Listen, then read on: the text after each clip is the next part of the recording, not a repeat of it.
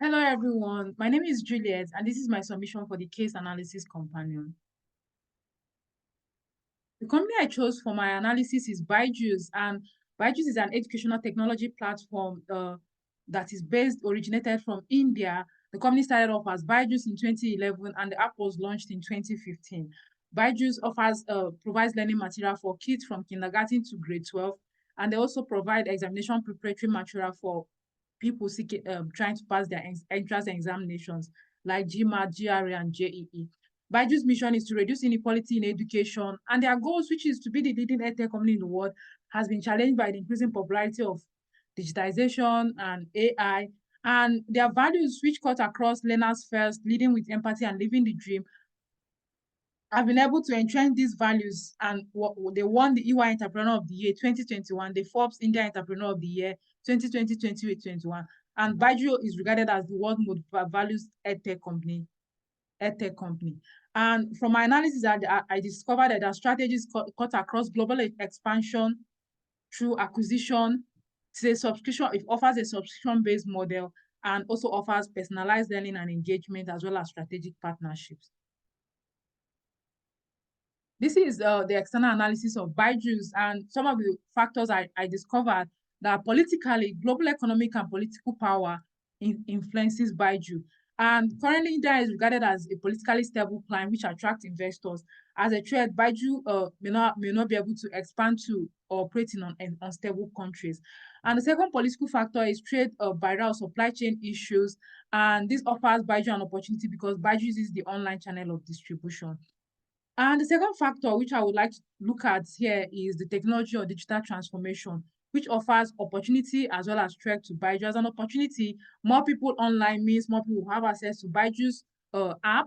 And then as a threat, more people online also means that they'll be willing to competitors will be willing to come in, and some of the apps that BYJUS use, because BYJUS have an app that looks like ChatGPT, but ChatGPT is open source, so competitors will be willing to also adapt to using such technology, which poses a threat to BYJUS. So I've listed some of the opportunities and threats. And what I've discovered from further studying the external macro analysis is that what Grant and Porter noted, that mega macro study does not provide organization with a lasting competitive edge, especially when the discovered factors are in the public domain. And Wright also believes that mega trends are difficult to predict, and we should rather follow movements instead of following mega trends. This is BYJUS industry analysis, and I was able to use the Porter's 5 forces to identify threat and opportunity for BYJUS. And when I was looking at this, I discovered there are more than 3,000 edtech companies that are assumed to be competing with BYJUS. So I needed to really figure out who are BYJUS competitors. So I did a strategic grouping where I discovered that Unacademy, Merit Nation, Vedantu, and Topra are BYJUS competitor at the national level, and then Kahoot, Age of Learning, and Khan Academy are BYJUS competitors. Udemy and YouTube are BYJUS indirect competitors. They only compete in terms of market share, but they are not really competing with BYJUS in terms of structure, finance, and the area of coverage.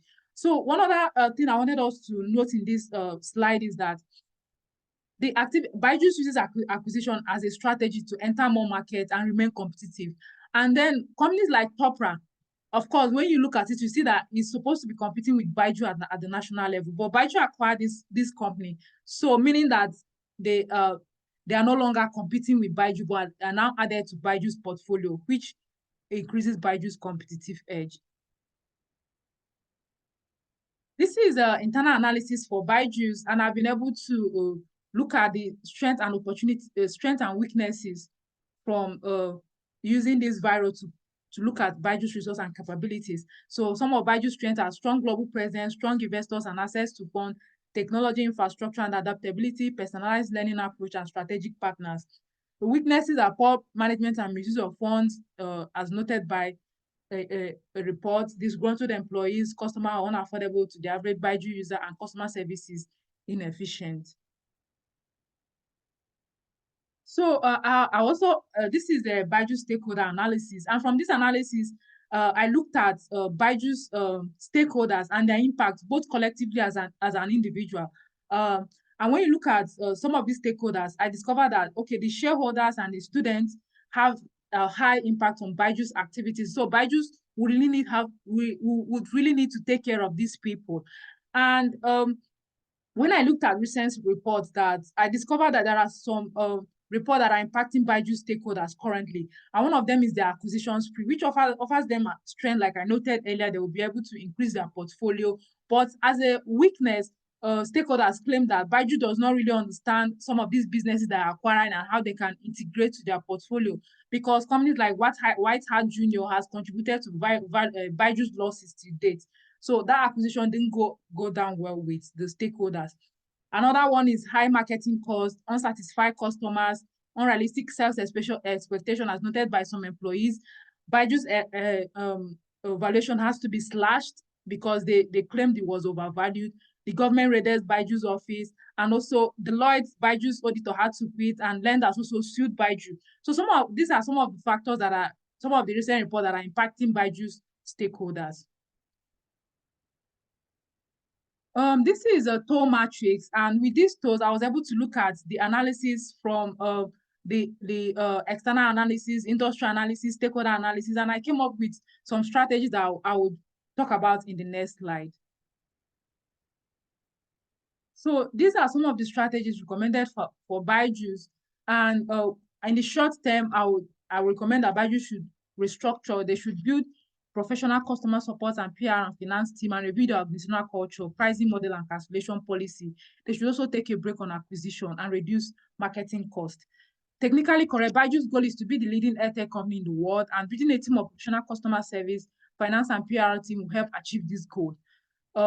Secondly, BYJUS acquisition spree has reduced stakeholders' trust and the ability to manage finance and create value. Politically supportable, in June 2023, 3 BYJUS investors resigned as a result of corporate governance structure issues and poor financing structure. So when they are able to restructure, it may bring back the trust that these investors have on them. Organizationally implementable, BYJUS have strong sources of finance to help invest in training and review organizational structure to achieve this aim. BYJUS valuation reduced to 5.1 billion USD and attributed to losses from one of its acquisitions, White Hat Junior. Another long-term recommendation I would like to talk about is that BYJUS can invest in research and development to discover products that offer sustained competitive edge, invest in technology that offers swift language translation, and invest in building BYJUS distribution center. Organizational supportable, this is achievable because BYJUS is experienced, already expanded globally to UK, US, Brazil, and Australia. With their strong sources of finance, BYJUS will be able to afford investing in technology, R&D, and building tuition centers and research hubs around the world.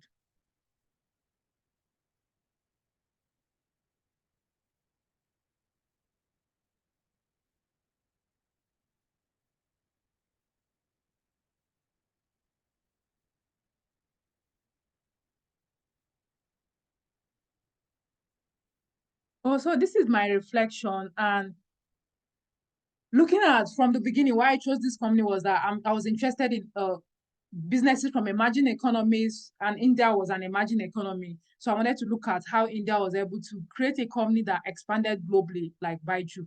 And one of my key takeaway from this course is the explanation of strategy by Felix in Harvard Business Review, where he noted that if a company is able to create value by balancing customers' willingness to pay and the staff or vendors' willingness to sell, of course, they should be able to reduce customers' willingness. They should be able to increase customers' willingness to pay and reduce staff or vendors' willingness to sell. And as a discussion, this will actually help a company to create value. And as a discussion, I really wanted to look at if BYJUS platform helped to reduce inequality. Yes, to an extent, because they've been able to expand to remote villages in India, and they also offer these courses in some Indian languages. But the argument against this is that some of these people will still need to get computers or technology devices that they will need to learn these courses, and they are also expensive. But the truth is, what I believe from all of this is BYJUS have to reduce inequality, because when also compared to the quality of the education these people are receiving, they are really helping to reduce inequality in education. I also looked at if BYJUS activities was impacted, but if BYJUS will need to look at gauge framework for expansion Yes, I feel BYJUS should, because before BYJUS expand, you should look at the culture, like language that those people speak, the people's learning style, which according to Cage, you should be able to understand that distance is a risk. There is language risk, there is administrative risk, and there is economic risk attributed to BYJUS. So BYJUS should be just like every other company is impacted by Cage framework. And this is my references. Thank you.